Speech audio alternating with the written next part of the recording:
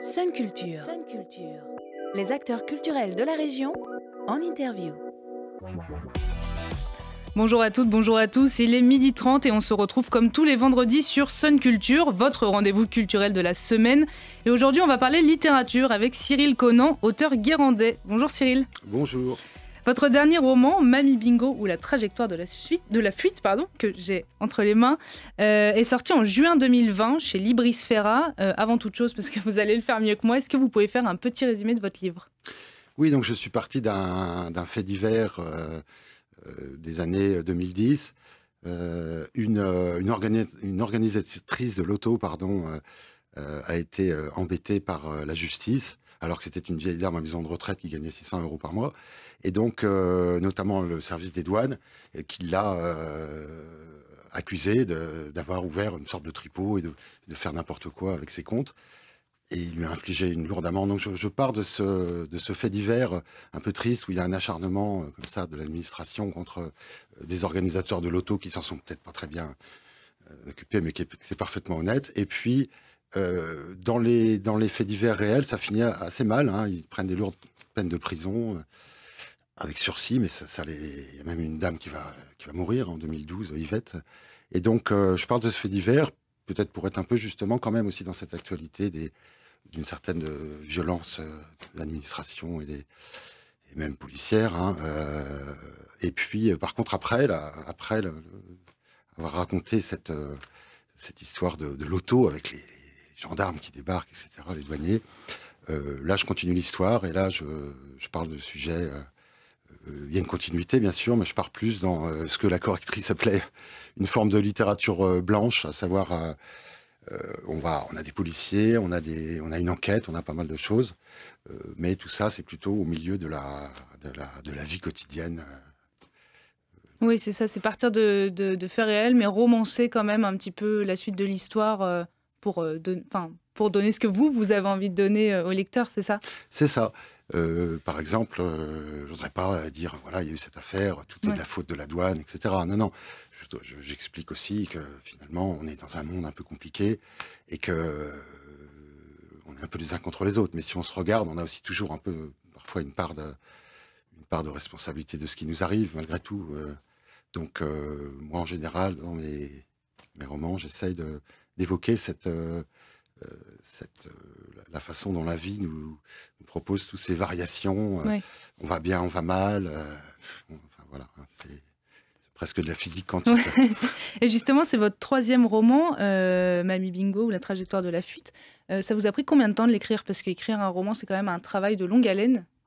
Oui, c'est de longue haleine. Moi, j'écris surtout le matin, mais en même temps, on y réfléchit dans la journée. Le soir, encore plus, pour préparer ce qu'on va écrire le lendemain. Donc tout ça pendant environ, pour ce qui est de Mamie Bingo, qui fait je ne sais plus combien de pages, environ 1 an et demi. J'ai essayé de me ramener ça en heures de pure écriture. Hein. C'est vrai qu'on est facile. Moi, j'écris presque qu'une page par jour, en fait. Qu'elle soit le travailler le plus possible. Donc oui, ça prend beaucoup de temps. Puis beaucoup de recherches aussi, je suppose, par rapport à ce livre-là, justement par rapport à la douane, aux lois, aux loteries. Ouais. Exactement. J'ai par exemple été dans des lotos, franchement, j'y étais jamais allé.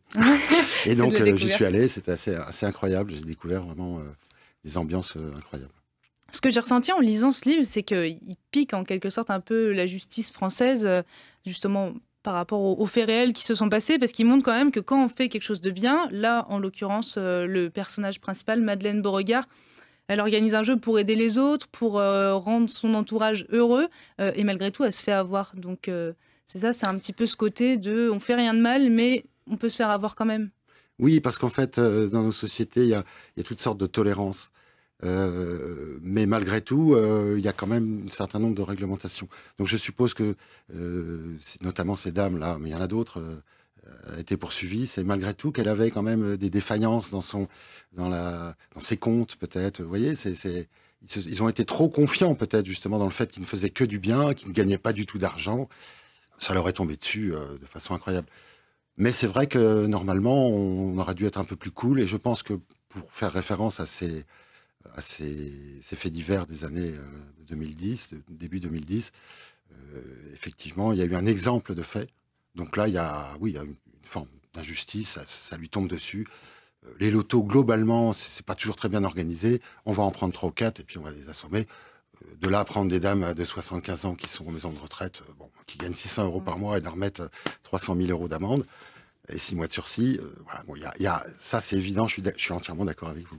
Et puis c'est un peu une manière de montrer aussi que les forces de l'ordre, là en l'occurrence la douane, vraiment se focalisent sur des choses, bon, elle a peut-être mal géré ses comptes, mais plutôt insignifiantes par rapport à des choses qui peuvent se passer en même temps à côté, qui sont quand même vachement plus graves. Donc, les services là, de police, enfin de douane, sont persuadés. Ils sont persuadés, c'est tout. Ils sont persuadés que la dame n'est pas honnête. Ouais. Ils en sont profondément persuadés. Là, dans mon roman, là, je raconte pas non plus, j'ai pas été dans chaque détail des vraies histoires, j'en ai fait toute une soupe. Le procureur lui-même est tout à fait persuadé que Madame Beauregard donc, est une voleuse. Ouais, ils ont leur planqué son argent dans son énorme maison, un énorme hôtel, monument historique au milieu d'une forêt. Voilà, donc ils vont faire des enquêtes. Mais voilà, je veux pas non plus. Je vous dis, c'est plus flou que ça. Oui, non, mais pas bien sûr. pour taper sur les douaniers, pas du tout.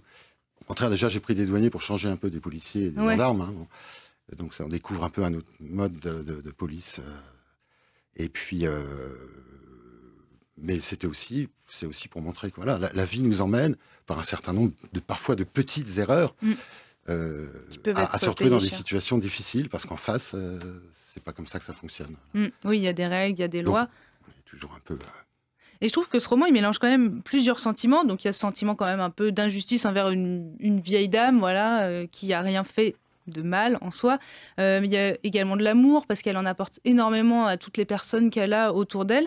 Et je trouve qu'il y a quand même quelque chose de drôle parce que dans ce roman, il y a vraiment une grosse différence de point de vue, justement entre les Beauregard qui sont pleins de bonté et puis les douaniers, le procureur, qui sont persuadés que c'est des escrocs professionnels, enfin de vrais criminels, alors que pas du tout. Et c'était important pour vous de dépeindre ces différents sentiments et de donner un petit peu ce côté drôle à ce livre, justement, d'un côté plein de bonté et les autres qui pensent que vraiment, c'est des truands, alors que pas du tout. Oui, c'est une façon de voir les choses. Et c'est vrai que si par moments ça peut être drôle, et tant mieux, bien sûr, ça peut être même recherché, c'est parce qu'on va regarder avec un certain état d'esprit, on va regarder ce qui se passe en face, et juste après, on va aller dans la tête de celui qui est en face. Et on va voir que ils ont presque tous les deux raison. Quelque part, chacun a son point de vue. Vous voyez, on est un peu comme ça. Donc, c'est voilà le décalage entre certaines situations, effectivement, peut quand même amener à être comique. Hein. À un moment donné, quand les douaniers sortent de la maison après n'avoir rien trouvé chez Madame Beauregard, et ils disent mais c'est pas possible, il y a quelque chose de caché. Vous êtes une voleuse. Enfin, oui, il la traite de voleuse. Hein. Donc, non, effectivement, on a deux camps complètement qui sont persuadés chacun d'avoir la vérité. Hein. C'est à nous, après, c'est vrai, de l'extérieur, mais c'est comme ça partout, tout le temps. C'est à nous de peser le pour et le contre. C'est pour ça qu'on cherche à avoir plein de bonnes informations véridiques. C'est pour ça que les fake news mettent le bazar. Non, une situation, elle est jamais toute simple. Hein. Donc, c'est ça que j'aime bien voir. J'aime bien analyser. Et puis après, j'ai mis mes personnages. Essentiellement des femmes, parce qu'il me semble que c'est par là qu'il faut regarder aujourd'hui, hein, très largement. Et puis j'ai mis quelques hommes, c'est pareil, on peut regarder par là aussi. Et voilà, j'essaye, des fois, je déshabille un petit peu les gens pour quand même donner mon avis. L'écriture, c'est un peu dans vos gènes, dans les gènes de votre famille, puisque votre fils Alan a publié 2 BD qui s'appellent Les Chats. Est-ce que vous, là, de votre côté, vous êtes en train de travailler sur un 4e roman? Tout à fait. Ouais. J'ai mis, en fait, Mamie Bingo, je l'ai écrit il y a quand même plus de 2 ans maintenant, plus de 3 ans. J'ai fait donc un arrêt entre les deux. Et là, j'espère pouvoir effectivement en reprendre un autre. Donc, je suis dans la phase de recherche.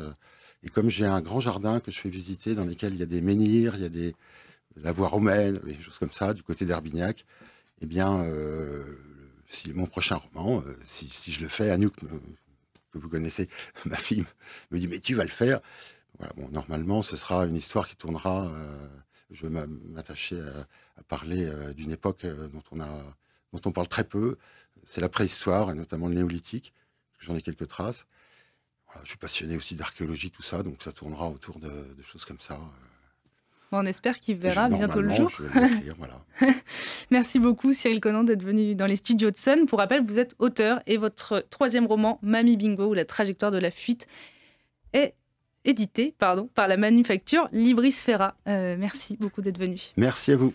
Sun Culture se termine. Merci de nous avoir suivis. Vous pouvez retrouver l'interview en replay et en vidéo sur le site et l'appli de Sun. On se retrouve vendredi prochain à 12h30 pour une nouvelle rencontre culturelle. Restez avec nous dans quelques instants. Sur Sun, c'est le Flash Info de 13h. Et à 18h, soyez au rendez-vous sur les ondes du son unique. Jessica vous présentera le best-of des Sun Music Addicts du mois de mars avec un petit avant-goût de ce qui vous attend en avril. La soirée se poursuivra en beauté avec les vinyliques anonymes, la résidence DJ Les Ondes Modernes avec l'Amiral. Puis ce sont les émissions Non-Stop Vibe et Dérapage Nocturne qui prendront le relais. De quoi bien commencer le week-end. Je vous souhaite une très belle journée à l'écoute du son unique.